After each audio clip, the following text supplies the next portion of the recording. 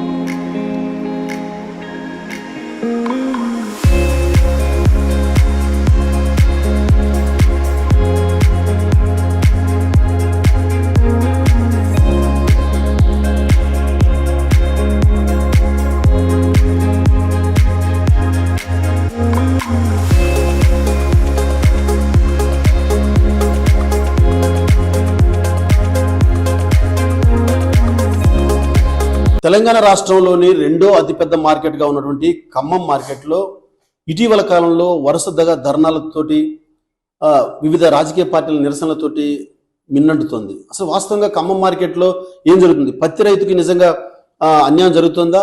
Zero దందాకి ఏమైనా ఆస్కారం ఉందా? సిసిఐ కొనుగోలు కేంద్రాలు వెలవెలబోవడానికి ఖమ్మం పత్తి మార్కెట్కి వేలాది మంది రైతులు పత్తి తీసుకుని రావడం గల కారణాలు ఏంటి? అలాగే ఖమ్మం మార్కెట్లో జరుగుతున్నటువంటి పత్తి కొనుగోళ్లలో కొంత తేడాలకు పాల్పడ్డ కారణంతో కొంతమంది వ్యాపారులకు ఇచ్చినటువంటి నోటీసులు వెనుకున్నటువంటి అర్థం ఏంటి అనేటువంటి అనేకమైన అంశాలు తెలియజేసుకునేందుకు మనతో పాటు ఖమ్మం మార్కెట్ ఉన్నత శ్రేణి కార్యదర్శి ప్రవీణ్ కుమార్ గారు మనతో పాటు ఉన్నారు. వారిని అడిగి తెలుసుకుందాం. సార్ నమస్తే. ఈ మధ్య కాలంలో ఎంతో చైతన్యవంతమైన గడ్డ ఖమ్మం జిల్లా. ఈ ఖమ్మం జిల్లాలో ఉన్నటువంటి ఖమ్మం మార్కెట్కి చాలా ప్రాశస్త్యం ఉంది. దాదాపు 90 ఏళ్ల చరిత్ర ఉన్నటువంటి ఖమ్మం మార్కెట్లో ఎన్నడూ లేని విధంగా వాస్తవం గతంలో కూడా ఆరోపణలు జరిగిన మాట వాస్తవం, విమర్శలు ఎప్పుడు ఉంటూనే ఉంటాయి. కానీ ఈ మధ్య కాలంలో వరుసగా రాజకీయ పార్టీలు వరుసగా ధర్నాలు చేయటం వెనుక పత్తి మార్కెట్లో పత్తి రైతు చిత్తు అవుతున్నాడు, మద్దతు ధర దక్కటం లేదన్నట్టు వివిధ కారణాలతో ధర్నాలు జరుగుతూ ఉన్నాయి. కొంతమంది నోటీసులు ఇచ్చారు. అసలు ఏం జరుగుతుంది పత్తి మార్కెట్లో?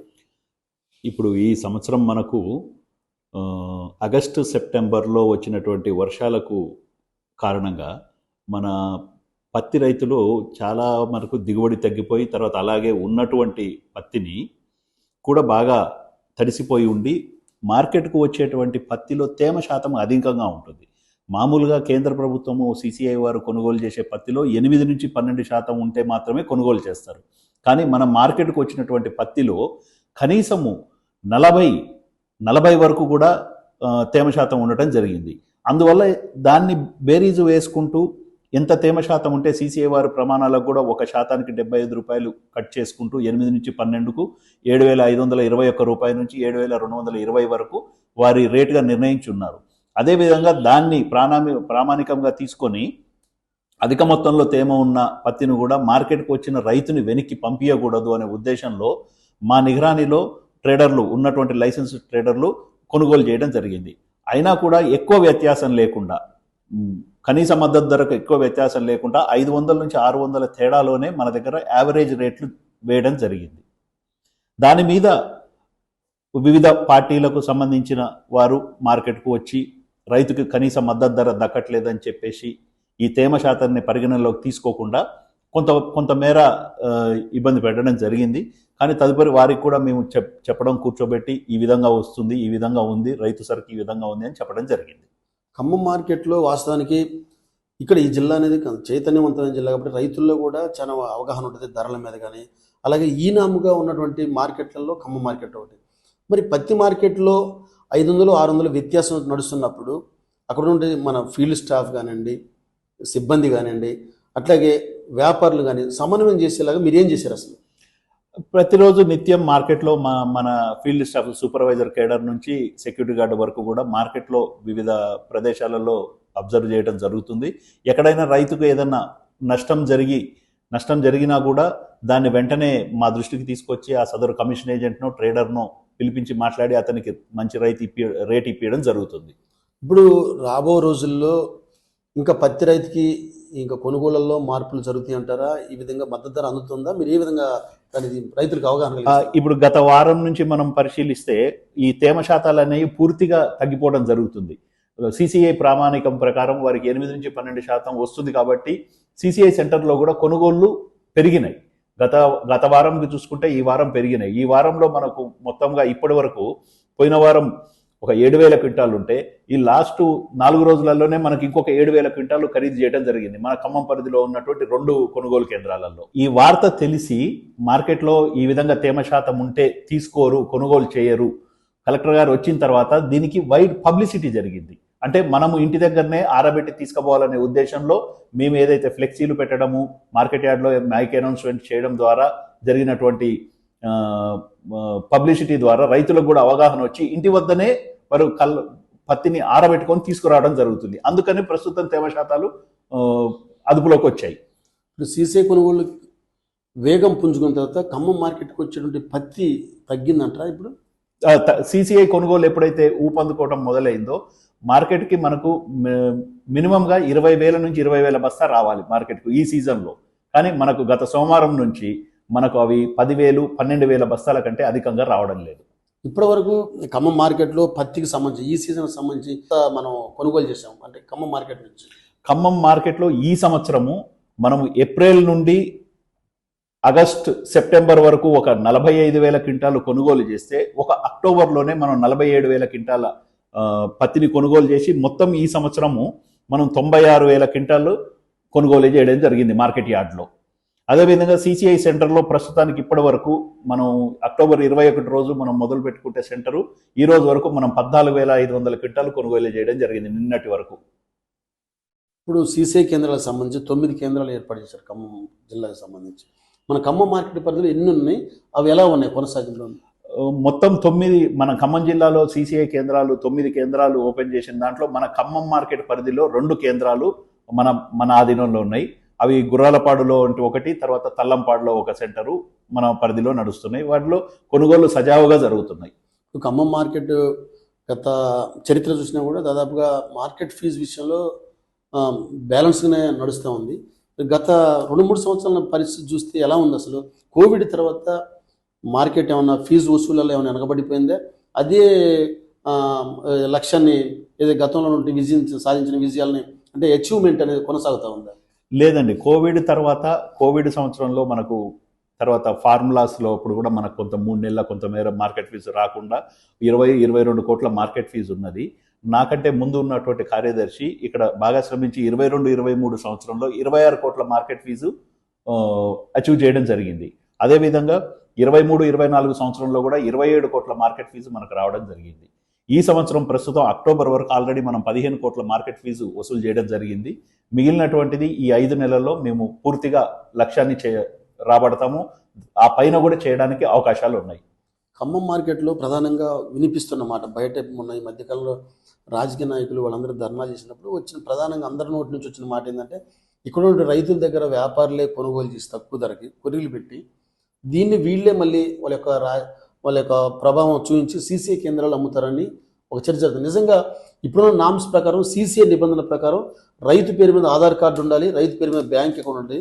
అది అసలు కొనుగోలు చెల్లింపులు ఎలా జరుగుతాయి సీసీఐకి సంబంధించి? ఇప్పుడు మీరు చెప్పినట్టుగా రైతు మార్కెట్కి తెచ్చినటువంటి పత్తిని ట్రేడర్స్ కొనుగోలు చేసి సీసీఐలో కనుక అమ్మి ఉంటే ఈ విధమైనటువంటి కొనుగోళ్లు ఉండవు CCIలో. ఆల్రెడీ పత్తి మనం ఒక అక్టోబర్ నెలలో 50,000 క్వింటాలు కొనుగోలు చేసినప్పుడు అదే పత్తిని గనక మనం CCIలో అమ్మితే అక్కడ జరిగిన కొనుగోళ్లు దీనికి కలిపి మొత్తం 60,000 క్వింటాల కొనుగోలు జరిగి ఉండాలి. కానీ అలాంటిది 1% కూడా జరగలేదు.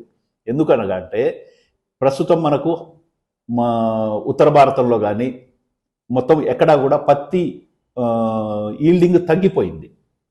దానివల్ల ఏంటంటే గుజరాత్ నుంచి, హర్యానా నుంచి, రాజస్థాన్ నుంచి, పంజాబ్ నుంచి మన ట్రేడర్స్కి బాగా అధిక మొత్తంలో ఆర్డర్స్ ఉన్నాయి. వాళ్ళకి ఇక్కడ ఈ మన ఖమ్మం మార్కెట్ నుంచి ఎక్స్పోర్ట్ చేస్తున్నారు అక్కడికి.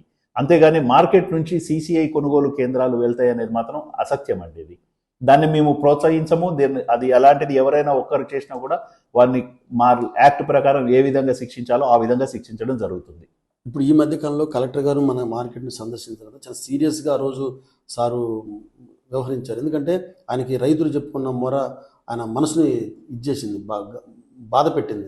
అందుకని చాలా సీరియస్గా మీకు అక్కడికక్కడికే నోటీసులు ఇవ్వాలని చెప్పి దాన్ని అసలు ఖమ్మం మార్కెట్లో వ్యాపారులకి ఎంతమందికి నోటీసులు ఇచ్చారు, వాళ్ళు చేసినటువంటి లోపం ఏంటి, ఏం జరుగుతుంది నోటీసులకు సంబంధించి?